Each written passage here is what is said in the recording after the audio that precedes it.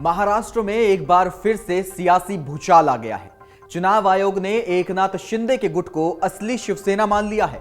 इसके साथ ही पार्टी का नाम और प्रतीक चिन्ह यानी कि तीर कमान का हक भी शिंदे गुट को दे दिया गया है। चुनाव आयोग के इस फैसले के बाद में महाराष्ट्र की सियासत गर्मा गई है। महाराष्ट्र में जो उनके सीएम है एकनाथ शिंदे ने जहां पर चुनाव आयोग के फैसले को लोकतंत्र और लाखों कार्यकर्ताओं की जीत के साथ ही बाला साहेब और आनंद दीघे की जीत बताया, तो वहीं जो है उद्धव गुट जो है उन्होंने चुनाव आयोग के इस फैसले की निंदा की है। शिवसेना के चिन्ह पर चुनाव आयोग के फैसले का स्वागत करते हुए महाराष्ट्र के सीएम एकनाथ शिंदे ने कहा कि सच की जीत हुई और इसे लोकतंत्र की जीत बताया है। उद्धव ठाकरे के बयान पर प्रतिक्रिया देते हुए शिंदे ने यह कहा कि जब भी कोई फैसला उनके खिलाफ जाता है तो विरोधी गुट के लिए लोकतंत्र की हत्या और लोकतंत्र खतरे में है के नारे लगाना आदर्श बन गया है। एकनाथ शिंदे ने कहा कि यह कुछ और नहीं बल्कि उनका डबल स्टैंडर्ड है और चुनाव आयोग के फैसले ने उन्हें उनकी जगह दिखा दी है। उन्होंने 2019 से धनुष बाण का चिन्ह कांग्रेस एनसीपी के पास गिरवी रखा हुआ था और आज मैंने उसे छुड़ा लिया है। चुनाव आयोग और सुप्रीम कोर्ट स्वतंत्र संस्थाएं हैं, आप इस तरह के आरोप नहीं लगा सकते। अगर फैसला उनके पक्ष में आया होता तो वे कहते कि लोकतंत्र जिंदा है। ये सब चीजें शिंदे गुट ने उद्धव ठाकरे गुट से कही। तो उद्धव ठाकरे और शिंदे गुट के बीच में सियासी तकरार जो है वो जून 2022 में शुरू हो गई थी, जब एकनाथ शिंदे ने अपने खेमे के कुछ विधायकों के साथ में उद्धव ठाकरे गुट से बगावत कर दी थी।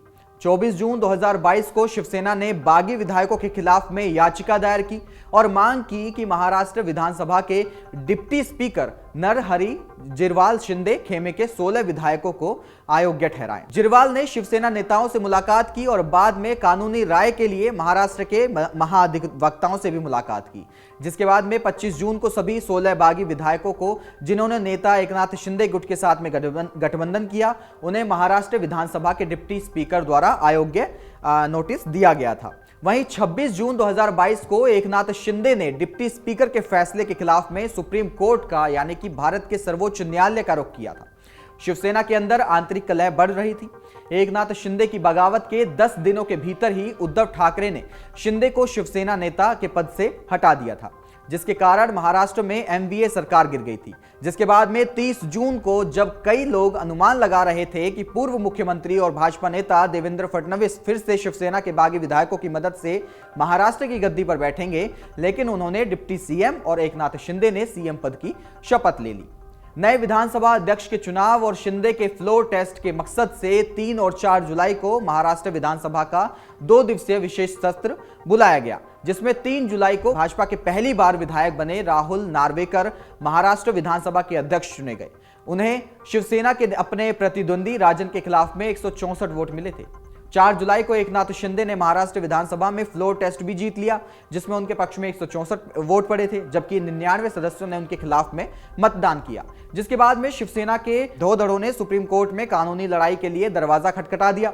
एक याचिका में महाराष्ट्र के राज्यपाल के 30 जून के उस फैसले को रद्द करने की मांग की गई थी, जिसमें शिंदे को महाराष्ट्र के मुख्यमंत्री के रूप में शपथ लेने और सरकार बनाने के लिए आमंत्रित किया गया था। और साथ ही 3 जुलाई को हुई महाराष्ट्र विधानसभा की कार्रवाई और उसके बाद में होने वाले स्पीकर के चुनाव को रद्द करने का निर्देश देने का भी अनुरोध किया गया था। वहीं 8 जुलाई की बात करें तो बात पार्टी के चिन्ह पर आ गई थी। उद्धव ने कहा कि शिवसेना का धनुष और बाण कानून के मुताबिक रहेगा। उन्होंने पार्टी के बागियों को और भाजपा को मध्यावर्ती चुनाव लड़ने की चुनौती भी दी थी। 23 अगस्त को सुप्रीम कोर्ट ने शिवसेना में विभाजन से उत्पन्न कानूनी मुद्दे को लेकर इसके फैसले को 5 न्यायाधीशों की संविधान पीठ को भेजा और 8 अक्टूबर को चुनाव आयोग ने ठाकरे और एकनाथ शिंदे दोनों को आधिकारिक मान्यता तय होने तक नाम या प्रतीक का उपयोग करने से रोकने का निर्देश दे दिया। 10 अक्टूबर की बात करें तो चुनाव आयोग ने ठाकरे गुट के लिए पार्टी का नाम के रूप में शिवसेना उद्धव बाला साहेब ठाकरे और शिंदे गुट के नाम के रूप में बाला साहेबची शिवसेना आवंटित कर दी। 15 नवंबर को जस्टिस संजीव नरूला की एकल बेंच ने ठाकरे की याचिका को खारिज कर दिया और चुनाव आयोग को जल्द ही इस मुद्दे पर फैसला करने का निर्देश दे दिया। वहीं इसके बाद में 12 दिसंबर को दोनों पक्षों का प्रतिनिधित्व करने वाले वकीलों ने पार्टी के नाम और चुनाव चिन्ह पर दावा करने के लिए दूसरे गुट द्वारा प्रस्तुत दस्तावेजों की जांच के लिए और समय मांग लिया। 13 दिसंबर 2022 को महाराष्ट्र के पूर्व सीएम उद्धव ठाकरे ने एकल न्यायाधीश की पीठ के आदेश के खिलाफ खिलाफ में दिल्ली के उच्च न्यायालय का रुख कर दिया, जिसने शिवसेना के नाम और तीर कमान को फ्रीज करने के भारत के चुनाव आयोग के फैसले के खिलाफ में उनकी याचिका खारिज कर दी थी। वहीं इस साल 10 जनवरी 2023 को एकनाथ शिंदे के वकील महेश जेठमलानी ने तर्क दिया था कि 2018 में जिस तरह से शिवसेना का संविधान बदल गया था वह अवैध था। शिंदे गुट के बारे में कहा गया कि एकनाथ शिंदे के पास में बहुमत है, चाहे विधायक हो, सांसद हो या फिर संगठन के लोग। एकनाथ शिंदे ही असली शिवसेना है। वहीं 17 जनवरी 2023 को उद्धव ठाकरे के नेतृत्व वाले गुट ने नई दिल्ली में चुनाव आयोग को बताया कि पार्टी के संशोधित संविधान में खामियों पर शिंदे खेमे द्वारा रखी गई दलीलें विरोधाभासों से भरी थी, जिस पर बीते कल यानी कि 17 फरवरी को चुनाव आयोग ने आदेश दिया कि एकनाथ शिंदे गुट को शिवसेना का आधिकारिक नाम और बाला साहेब ठाकरे द्वारा स्थापित पार्टी का प्रतीक तीर कमान चिन्ह मिलेगा।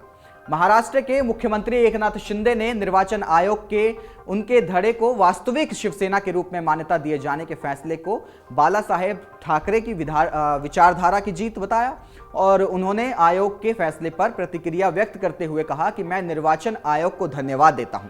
लोकतंत्र में बहुमत का महत्व होता है। शिंदे ने कहा कि यह बाला साहेब की विरासत की जीत है। हमारी शिवसेना वास्तविक है।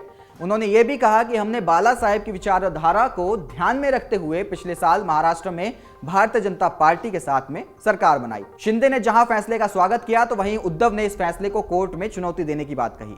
बता दें कि 1966 में बाला साहेब ठाकरे ने जिस शिवसेना की स्थापना की थी, चुनाव आयोग के फैसले से वह ठाकरे परिवार के हाथ से पहली बार फिसलती हुई दिखाई दी है। डाउनलोड करें अमर उजाला ऐप और पाएं खबरें लगातार।